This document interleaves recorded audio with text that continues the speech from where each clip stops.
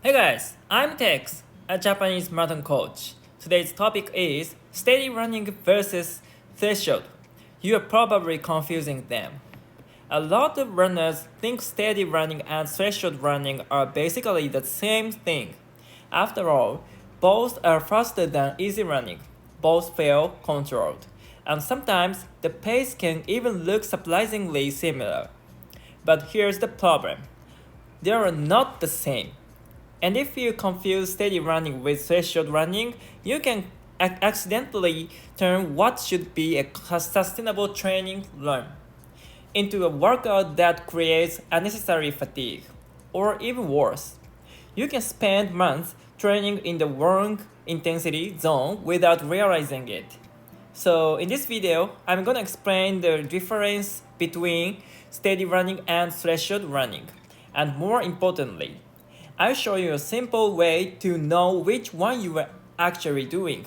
Because the biggest difference isn't just your pace, it's what that run does to your body. Let's get into it. Why these two get confused? First, let's understand why this is confusing. Imagine two runners. Runner A goes out and runs 10 kilometers at 4:30 per kilometer. Runner B also runs 10 kilometers at 4:30 per kilometer. Same distance, same pace. But that doesn't necessarily mean they did the same workout. For runner A, 4:30 might feel controlled. They finish the run feeling good. The next day, they can't train normally again. For runner B, 4:30 might be right around their threshold. They're breathing much harder. They have to concentrate to maintain the pace, and the next day, they fail the workout. Same pace, completely different training stress, and this is the first thing you need to understand. A pace is not automatically a training intensity. The number on your watch doesn't tell the entire story. Your fitness, your fatigue, the weather, the terrain, and more importantly, your physiological response to that pace can completely change what that run actually is. That's why simply saying, threshold pace is this or steady pace is this can be misleading. Instead, we need to understand the purpose of each intensity. What is steady running? Let's start with steady running. In the way I use the term, steady running sits somewhere between easy running and generally hard training. You are definitely working, but you are not racing. You're not forcing the race, and you shouldn't need to psych yourself up before starting. That's actually a very useful test. If you look at your workout and think, I need to really push myself to get through this, you're probably getting beyond steady running. A steady run should feel purposeful, but sustainable. You should feel like you are running, not jogging, but you should also feel in control. Your breathing is heavier than during an easy run, but it shouldn't be too hard. You should never feel like you are fighting the pace. And one of the most important characteristics is this. A proper steady run shouldn't create significant fatigue that interferes with your next day of training. That's the key. Steady running is something you can accumulate. You can use it frequently. You can build volume with it. And over time, that accumulated work can build an incredibly strong aerobic foundation. That's why I like to say, steady running builds your engine, not by destroying you in one session, but by allowing you to repeatedly accumulate quality work. What is threshold running? Threshold running is different. Threshold running is a workout. You don't just casually drift into it. At the same point, you have to consciously work to maintain the intensity. Your breathing becomes significantly more demanding. You're still controlled. You're not sprinting, but you're definitely working. And this is where another important difference appears. Threshold running creates fatigue that you need to manage. That's not necessarily a bad thing. In fact, that's the point. You are deliberately applying a stronger training stimulus. You challenge your body's ability to sustain a reliability high aerobic output. You push closer to your psychological limits. And because of that, you usually can't just repeat the same workout every single day. You need recovery. That's the difference. Not steady running is easy and threshold running is hard. That's too simplistic. Both can feel controlled. Both can be aerobic. And depending on the runner, the pace may not even look dramatically different. The real difference is this. Steady running is designed to be accumulated. Threshold running is designed to create a stronger training stimulus that requires recovery. The biggest mistake most runners make. Now, here's where a lot of runners get into trouble. They start with a steady run. Everything feels good, so they speed up a little faster. Still feels okay, so they speed up again. And eventually, their steady run becomes a threshold workout. But here's the problem. They still think they are doing a steady run. Then the next day, they feel tired. Their easy run doesn't feel easy. Their legs are heavy. Their next quality session suffers. And slowly, their entire training week becomes moderately hard. This is one of the biggest mistakes in endurance training. Too hard to recover like an easy day, but not intentionally planned as a true hard workout. And over time, this can make training much harder to sustain. This is why controlling intensity matters so much. Because training isn't about making every single run productive in isolation. It's about making your entire training system work together. Sometimes going slightly slower today allows you to train much better tomorrow.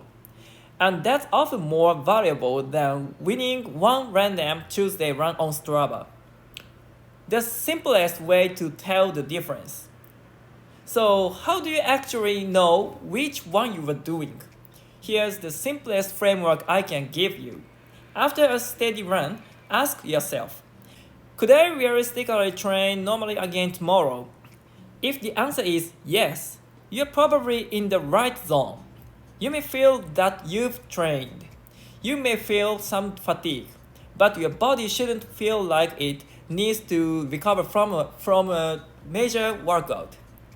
Now compare that with threshold running. After a threshold session, ask yourself, will repeating that intensity again tomorrow be a bad idea? If the answer is yes, that's probably closer to threshold territory. Of course, this isn't a perfect scientific test.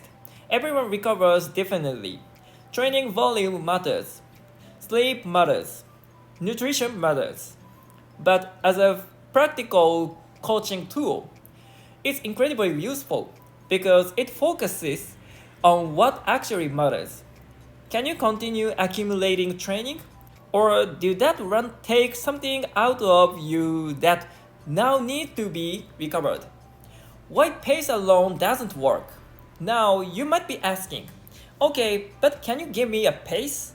And yes, you can use pace as a reference. In my previous video, I talked about using your 5K pace as one possible reference point.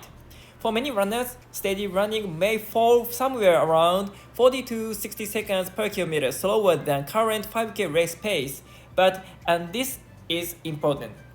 Don't treat that number as a law. Let's say you can run 5K at 4 minutes per kilometer. Maybe 4:50 feels perfectly sustainable. Great. But what happens on a hot day? What happens when you are tired? What happens when you are running into the wind?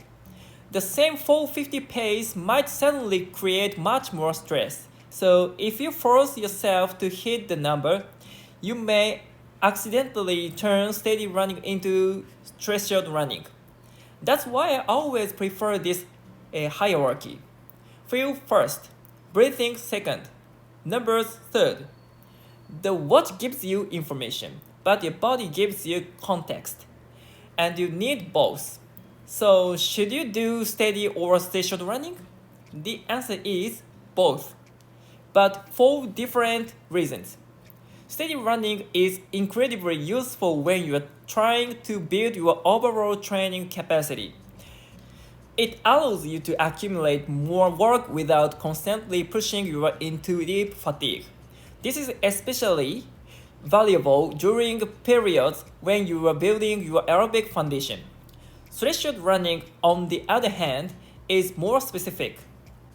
It's a deliberate quality session.